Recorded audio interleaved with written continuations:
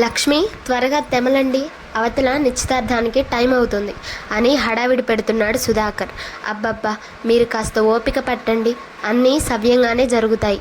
ఇదిగో ఇలా మీరు పెట్టే కంగారు వల్లే ఇంకాస్త ఆలస్యం అయ్యేట్టుంది అని లక్ష్మి విసుగ్గా అంటూ, సరే కానీ మీరు వెళ్ళి ఆ ఫంక్షన్ హాల్ దగ్గర పనులు మీరు చూసుకోండి, ఒక అర్ధగంటలో అమ్మాయిని తీసుకొని మేమంతా అక్కడికి వచ్చేస్తాము అంది.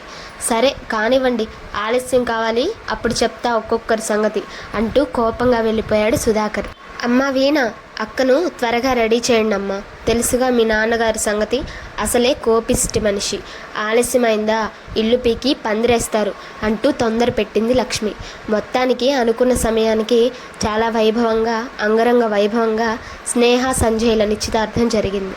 అబ్బాయిని, వారి కుటుంబాన్ని చూసి సుధాకర్ లక్ష్మిలతో పాటు వచ్చిన బంధువులంతా చాలా సంతోషపడ్డారు. అంత శ్రీమంతులైన, ఎంత అనుకోగల కుటుంబం, ముఖ్యంగా అబ్బాయి అంతటి ఆస్తిపాస్తులకు ఏకైక వారసుడైన, ఏమాత్రం డాబు దర్పం లేకుండా సాదాసీదాగా అందరితో కలిసిపోతున్నాడు అనుకున్నారంతా. తల్లిదండ్రులు కూడా ఎంత మంచివారు, నిశ్చితార్థానికి వచ్చిన మా చుట్టాలందరికీ బట్టలు పెట్టి ఖరీదైన రిటర్న్ గిఫ్ట్స్ కూడా ఇచ్చారు. అబ్బాయి వాళ్ళమ్మ స్నేహకు నిశ్చితార్థంలోనే 10 తులాల బంగారు కాసుల పేరు మెడలో వేసింది. పెళ్లికి మరో 50 తులాల ఆభరణాలు వేశానని చెప్పింది. అందరూ అంత మంచి సంబంధం కుదిరినందుకు స్నేహ అదృష్టాన్ని పలు రకాలుగా చెప్పుకున్నారు. అబ్బాయి వాళ్ళ కోరిక ప్రకారం 1 నెల రోజుల్లో ముహూర్తాన్ని ఖరారు చేశారు. సుధాకర్ కూడా ముందుగానే అమ్మాయికి ఇస్తానన్న కట్నం డబ్బులన్నీ వారికి ఇచ్చేశాడు. పెళ్లి ఏర్పాట్లలో 2 కుటుంబాల వారు తలమునకలయ్యారు. లక్ష్మి, సుధాకర్లు స్నేహకు అవసరమైన అన్ని వస్తువులు, బట్టలు స్నేహ ఇష్ట ప్రకారం కొనిపెట్టారు. చెల్లెలు వీణను తోడుగా తీసుకొని స్నేహ తనకిష్టమైన పెళ్లి వస్తువులన్నీ షాపింగ్ చేసింది. ప్రతిరోజు స్నేహ సంజయ్లు కూడా గంటల తరబడి ఫోన్లో వీడియో కాల్స్ మాట్లాడుకునేవారు. లక్ష్మి, సుధాకర్, వీణలతో కూడా సంజయ్ ఆప్యాయంగా మాట్లాడేవాడు. సంజయ్ స్నేహలు అలా అన్యోన్యంగా మాట్లాడుకోవడం చూసి లక్ష్మి, సుధాకర్లు ఎంతో సంతోషించేవారు. సంజయ్ 1,00,000 రూపాయలు ప్రత్యేకంగా స్నేహ అకౌంట్లో వేసి తనకిష్టమైనవి కొనుక్కోమన్నాడు. అంతా చాలా ఆనందంగా ఉన్నారు. ఆ రోజంతా సంతోషంగా మాట్లాడుకుంటూ భోజనాలు ముగించి పడుకున్నారు. కానీ వారి జీవితాలకు ఆ రాత్రి కాలరాత్రి అవుతుందని, వారి సంతోషాలకు ముగింపు పలుకుతుందని ఎవరూ ఊహించలేకపోయారు. అందరూ నిద్రిస్తున్న సమయంలో తనకు అవసరమైన వస్తువులు సర్దుకొని స్నేహ ఇంట్లో నుండి వెళ్ళిపోయింది. తెల్లవారి లేచి చూసిన కుటుంబ సభ్యులు నివ్వెరపోయారు. జరిగింది తెలియడానికి ఎక్కువ సమయం పట్టలేదు. సుధాకర్ చిన్నపిల్లాడిలా ఏడుస్తున్నాడు. లక్ష్మి గుండెలవిసేలా ఏడుస్తుంది. స్నేహితుల ద్వారా తెలిసిన విషయం ఏంటంటే, స్నేహ తన క్లాస్మేట్ సుమన్తో కలిసి వెళ్ళిపోయిందని నిర్ధారణ అయింది. సుధాకర్ సుమన్ వాళ్ళ ఇంటికి వెళ్ళాడు. వాళ్ళు కూడా ఈ విషయం తమకు తెలియదని, ఇది తమకు ఏమాత్రం అంగీకారం కాదని, సుమన్కు తన చెల్లెలు కూతురుని ఇచ్చి పెళ్లి చేయాలనుకుంటున్నామని, సుమన్ను ఇక ఈ ఇంటి గడప కూడా తొక్కనివ్వమని తీవ్ర స్వరంతో చెప్పాడు సుమన్ తండ్రి. ఈలోగా పోలీస్ స్టేషన్ నుండి సుధాకర్కు ఫోన్ కాల్ వచ్చింది. స్నేహ, సుమన్లు రిజిస్టర్ వివాహం చేసుకున్నారని, ఇరువురు మేజర్లు కాబట్టి వారికి మీ వల్ల ఎలాంటి ఇబ్బంది కలిగించినా చట్ట ప్రకారం చర్య తీసుకుంటామని, ఏదైనా ఉంటే స్టేషన్కు వచ్చి మాట్లాడమని చెప్పారు. సుధాకర్, లక్ష్మి, వీణ మరికొందరు బంధువులు కలిసి స్టేషన్కు వెళ్లారు. పోలీసులు స్నేహ, సుమన్లకు మీ వల్ల ఎలాంటి హాని ఉండదని లిఖితపూర్వకంగా వ్రాసివ్వమని సుధాకర్ను కోరారు. అలాగే రాసిస్తాను, కానీ ఒక్కసారి మా అమ్మాయితో మాట్లాడే అవకాశం ఇప్పించాలని ఇన్స్పెక్టర్ను కోరాడు సుధాకర్. పోలీసులు స్నేహ, సుమన్లను స్టేషన్కు పిలిపించారు. ఇద్దరు వారి స్నేహితులతో కలిసి చాలా ధైర్యంగా స్టేషన్కు వచ్చారు. తల్లిదండ్రులను చూసి చూడనట్లు స్టేషన్లోకి వెళుతున్న స్నేహలో ఎంతో అపురూపంగా కనిపించిన తల్లిదండ్రులను మోసం చేశాననే భావన కానీ, వారికి తలవంపులు తెచ్చాననే పశ్చాత్తాపం కానీ విసుమంతైనా కనిపించలేదు. స్నేహను చూడగానే లక్ష్మి బిడ్డను దగ్గరకు తీసుకొని బోరుమని విలపించింది. ఎందుకు చేసావమ్మా ఇలా? ఒక్క మాట అయినా చెప్పకుండా ఎంత పని చేసావమ్మా? అని తల బాదుకుంటూ ఏడ్చింది. అమ్మ, ఇప్పుడేమైంది? మీకు కావాల్సింది నా సంతోషమే కదా, నేను ఇప్పుడు సంతోషంగానే ఉన్నాను కదా, మరెందుకు ఈ ఏడుపులు పెడబొబ్బులు అంది నిర్లక్ష్యంగా. నన్ను సుమన్ చాలా బాగా చూసుకుంటున్నాడు, నాకే ఇబ్బంది లేదు, మీరు అనవసరంగా రాద్ధాంతం చేయకండి అంది చాలా కూల్గా. అక్క ప్లీజ్ వద్దక్క, అమ్మ నాన్న చాలా బాధపడుతున్నారక్క, వచ్చే అక్క ఇంటికి పోదాం అంటూ ఏడుస్తూ అక్కను బ్రతిమలాడింది వీణ. సుధాకర్ స్నేహను దగ్గరకు తీసుకొని, ఎందుకు నాన్న ఇలా చేశావు? మన పరువు ఏం కావాలనుకున్నావురా? మన కుటుంబం గురించి, చెల్లి భవిష్యత్తు గురించి ఆలోచించావా? దాని బ్రతికేం కావాలనుకున్నావురా? సంజయ్ ఫోన్ చేసి మాటి మాటికి నీ గురించి అడుగుతున్నాడు, ఏమని చెప్పమంటావురా? అసలు ఇక్కడి దాకా ఎందుకు తీసుకొచ్చావు? ముందే చెప్పొచ్చుగా అమ్మ అంటూ దీనంగా అడుగుతూ ఏడ్చాడు. నాన్న, చెల్లికి మీరున్నారుగా, నా మంచే మీరు కోరుకుంటే ఇక ఆపేయండి ఇవన్నీ. కావాలంటే సంజయ్కి ఫోన్ చేసి నేనే చెబుతాను, నేను బాగానే ఉన్నాను కదా, సుమన్ నన్ను బాగా చూసుకుంటాడు, ఆ నమ్మకం నాకుంది, మీరు నా విషయంలో నిశ్చింతగా ఉండండి అని చెప్పి.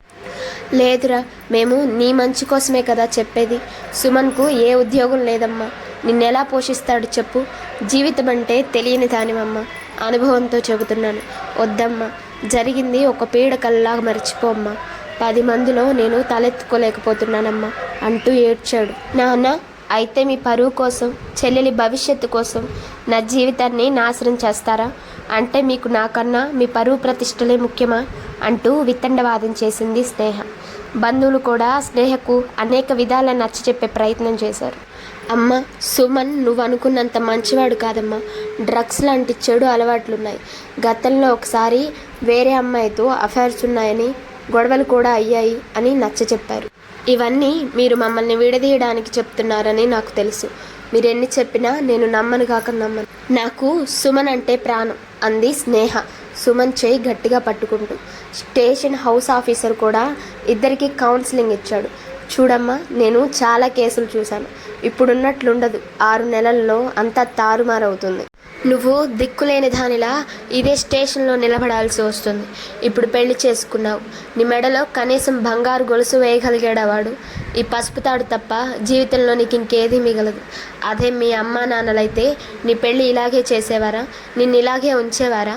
రేపు నీకు కష్టం వస్తే ఎవరి దగ్గరికి వెళతావు?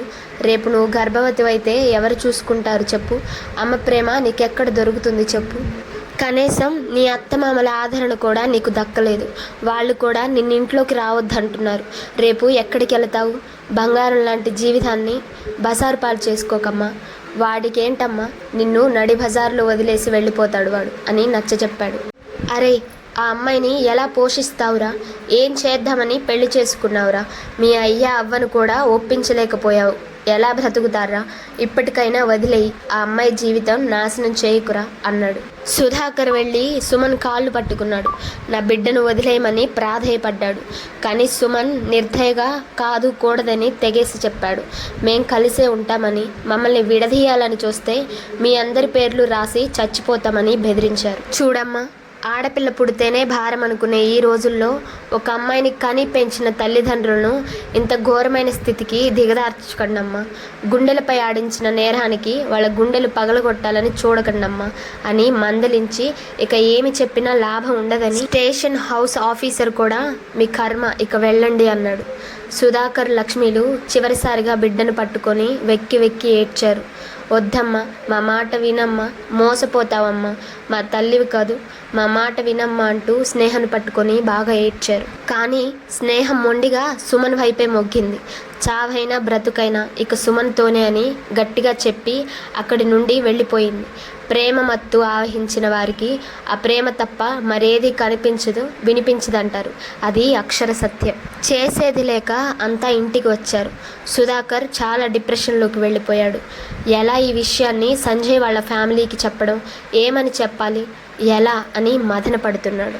అప్పటికే సంజయ్ వాళ్ళు కార్డ్స్ కూడా ప్రింట్ చేశారు. ఈ పరిస్థితిలో చెప్పడం ఎలా అని బాధపడ్డాడు. పదే పదే సంజయ్ ఫోన్ చేస్తున్నాడు. ఎప్పటికప్పుడు ఏదో ఒకటి చెప్పి మభ్యపెట్టడం చాలా ఇబ్బందిగా ఉంది. సుధాకర్ చాలా బాధపడుతూ పని ఉందని చెప్పి ఉదయమే బయటికి వెళ్ళాడు. రకరకాల ఆలోచనలతో సుధాకర్ మనసు బరువెక్కింది. ఎటు నడుస్తున్నాడో, ఎంత సమయం గడిచిందో తెలియకుండా నడుస్తున్నాడు. ఇంట్లో లక్ష్మి వీణ ఎంతసేపైనా సుధాకర్ ఇంటికి రాకపోవడంతో చాలా కంగారు పడుతున్నారు. ఇంతలో కారులో వచ్చిన సంజయ్ను చూసి లక్ష్మి వీణలు జరిగిన విషయమంతా చెప్పి బోరున ఏడ్చారు. వెంటనే వీణని తీసుకొని సంజయ్ వెతకడం మొదలుపెట్టాడు. ఎక్కడ సుధాకర్ కనిపించకపోవడంతో వీణ విపరీతంగా ఏడుస్తుంది. ఆమెను సముదాయించడం సంజయ్ వల్ల కావడం లేదు. సంజయ్ కారు రైల్వే పట్టాల దగ్గర ఆపి గబగబా నడుస్తున్నాడు. దూరంగా సుధాకర్ ట్రైన్కు ఎదురుగా నడుస్తున్నాడు. ఒక్క క్షణం సంజయ్ వీణల గుండె ఆగినంత పనైంది. సంజయ్ శక్తినంతా కూడగట్టుకొని వేగంగా వెళ్ళి సుధాకర్ను రెప్పపాటులో పక్కకు లాగాడు. ట్రైన్ వేగంగా వారి పక్క నుండి దూసుకెళ్ళింది. సుధాకర్ సంజయ్ను పట్టుకొని గుండె లవిసేలా ఏడుస్తున్నాడు. బాబు, నన్ను క్షమించండి బాబు, మీకు చాలా అన్యాయం చేశాను బాబు. నా ముఖం నీకెలా చూపించాలి? దానిని కన్న నేరానికి నాకు చావు తప్ప మరో దారి లేదు బాబు అంటూ ఏదేదో మాట్లాడుతూ ఏడుస్తూనే ఉన్నాడు. నిజమే, పరువు గల మనిషికి మాట కన్నా ప్రాణం ఎక్కువ కాదు కదా. వీణా సంజయ్లు మెల్లగా సుధాకర్ను ఇంటికి తీసుకొచ్చారు. లక్ష్మి జరిగింది తెలుసుకొని, ఏమండి, ఎంత పని చేశారండి, మీరు లేకుండా మేము ఎలా ఉంటామనుకున్నారు, చావాలనుకుంటే అందరం కలిసే చేద్దాం అంటూ భర్తను పట్టుకొని ఏడ్చింది. అంకుల్, మీరెవరూ బాధపడకండి, జరిగిన విషయమంతా నాకు తెలుసు. అమ్మా నాన్నలను ఒప్పించి ఇదే ముహూర్తానికి మీ అందరికి ఇష్టమైతే వీణను పెళ్లి చేసుకుంటాను. బాగా ఆలోచించి మీ నిర్ణయాన్ని చెప్పండి. స్నేహ చేసిన తప్పుకు మీరెందుకు బాధపడతారు అని చెప్పి వెళ్ళిపోయాడు. లక్ష్మి, సుధాకర్ ఇద్దరూ వీణ వంక చూశారు. అమ్మ, నీకు మనస్ఫూర్తిగా ఇష్టమైతేనే చెప్పమ్మా. నీ మనసులో ఇంకేదైనా ఉంటే వద్దమ్మా. అక్కలా మా గుండెలు పగలగొట్టొద్దమ్మా అన్నారు లక్ష్మి సుధాకర్లు. లేదు నాన్న, అలాంటిదేమీ లేదు, మీ ఇష్టం అంది వీణ. సంజయ్ వీణల వివాహం అదే ముహూర్తానికి ఘనంగా జరిగింది. కొసమెరుపు ఏంటంటే వీణ తన ప్రేమను కుటుంబం కోసం త్యాగం చేసింది. వీణను ప్రేమించిన విశ్వాస్ కూడా పరిస్థితులను అర్థం చేసుకున్నాడు. ప్రేమ మనతో పాటు మన కుటుంబాలను కూడా సంతోషపెట్టాలి, కానీ బాధ పెట్టకూడదు. మన ప్రేమ నిజమైతే మనం ఈ పరిస్థితిలో విడిపోవడమే మంచిదని వీణ, విశ్వాస్ ఇద్దరూ చిన్నవాళ్ళైనా పెద్ద మనసుతో ఆలోచించి తమ ప్రేమను త్యాగం చేసి విడిపోయారు.